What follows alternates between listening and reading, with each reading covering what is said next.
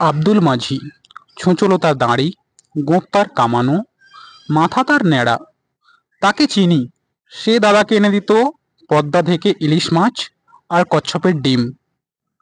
সে আমার কাছে একবার গল্প করেছিল, একদিন চৈত্র মাসের শেষে ডিঙিতে মাছ ধরতে গিয়েছে। হঠাৎ এলো কালবৈশাখী, ভীষণ তুফান, নৌকো ডুবে ডুবে। আব্দুল দাঁতের রশ্মি কামড়ে ধরে ঝাঁপিয়ে পড়ে জলে, সাঁতরে উঠল চরে, কাছি টেনে ধরে তুলল তার ডিঙি। গল্পটা এত শিগগির শেষ হলো, আমার পছন্দ হলো না। নৌকাটা ডুবলো না, এমনিই বেঁচে গেল, এ তো গপ্পই নয়। বারবার বলতে লাগলুম, তারপর? সে বললে, তারপর সে এক কাণ্ড। দেখি এক নেগড়ে বাঘ, ইয়া তার গোঁফ জোড়া। ঝড়ের সময় সে উঠেছিল ওপারগঞ্জের ঘাটের পাকুড় গাছে। দমকা হাওয়া যেমনি লাগলো গাছ ভেঙে পড়ল পদ্মায়। বাঘ ভায়া ভেসে যায় জলের তোড়ে। খাবি খেতে খেতে উঠল এসে চরে। তাকে দেখেই আমার রশ্মিতে লাগালুম ফাঁস। জানোয়ারটা এত বড় চোখ পাকিয়ে দাঁড়ালো আমার সামনে। সাঁতার কেটে তার জমে উঠেছে খিদে। আমাকে দেখে তার লাল টকটকে জিভ দিয়ে লালা ঝরতে লাগলো। বাইরে ভেতরে অনেক মানুষের সঙ্গে তার চেনাশোনা হয়ে গেছে, কিন্তু আব্দুলকে সে চেনে না। আমি ডাক দিলুম, আও বাচ্চা। সে সামনের দুপা তুলতেই দিলুম তার গলায় ফাঁস আটকিয়ে।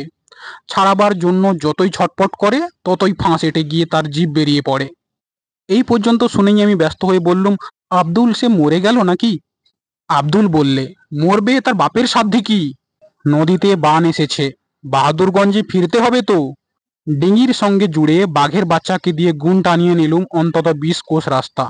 গোঁ গোঁ করতে থাকে, পেটে দিয়ে দাঁড়ের খোঁচা। 10-15 ঘন্টার রাস্তা 1.5 ঘন্টায় পৌঁছে দিলে। তারপরের কথা আর জিজ্ঞেস করো না বাবা, জবাব মিলবে না। আমি বললুম, আচ্ছা বেশ, বাঘ তো হলো, এবার কুমির? আব্দুল বললে, জলের উপর তার নাকের ডগা দেখেছি অনেকবার। নদীর ঢালু ডাঙায় লম্বা হয়ে শুয়ে সে যখন রোদ পোয়ায়, মনে হয় ভারী বিচ্ছিরি হাসি হাসছে। বন্দুক থাকলে মোকাবিলা করা যেত। লাইসেন্স ফুরিয়ে গেছে, কিন্তু মজা হলো, একদিন কাঁচি বেদিনী ডাঙায় বসে দা দিয়ে বাখারি চাঁচছে, তার ছাগলছানা পাশে বাঁধা। কখন নদীর থেকে কুমিরটা পাঁঠার ঠ্যাং ধরে জলে টেনে নিয়ে চলল। বেদিনী এক লাফ দিয়ে বসলো তার পিঠের ওপর, দা দিয়ে ওই দানো গিরগিটের গলায় পোঁচের উপর পোঁচ লাগালো। ছাগলছানা ছেড়ে জন্তুটা ডুবে পড়ল জলে। আমি ব্যস্ত হয়ে বললুম, তারপরে?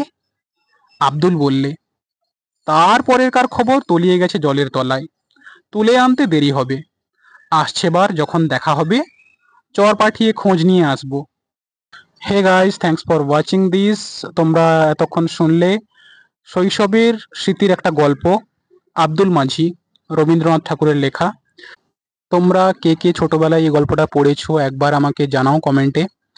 আর গল্পটা কেমন লাগলো প্লিজ কমেন্টে আমাকে জানাও। সাপোর্ট করো, পাশে থাকো, সবাই খুব ভালো থাকো, সুস্থ থাকো। গল্পটা যদি ভালো লেগে থাকে প্লিজ চ্যানেলটা সাবস্ক্রাইব করে দাও, পাশে থাকা বেল আইকনটা প্রেস করে দাও, যাতে আমি নেক্সট ভিডিও যখন আপলোড করব তোমাদের কাছে পৌঁছে যায় তাড়াতাড়ি। তো থ্যাঙ্কস ওয়ান্স এগেন। টাটা, বাই বাই, দেখা হচ্ছে নেক্সট ভিডিওতে। Love you all.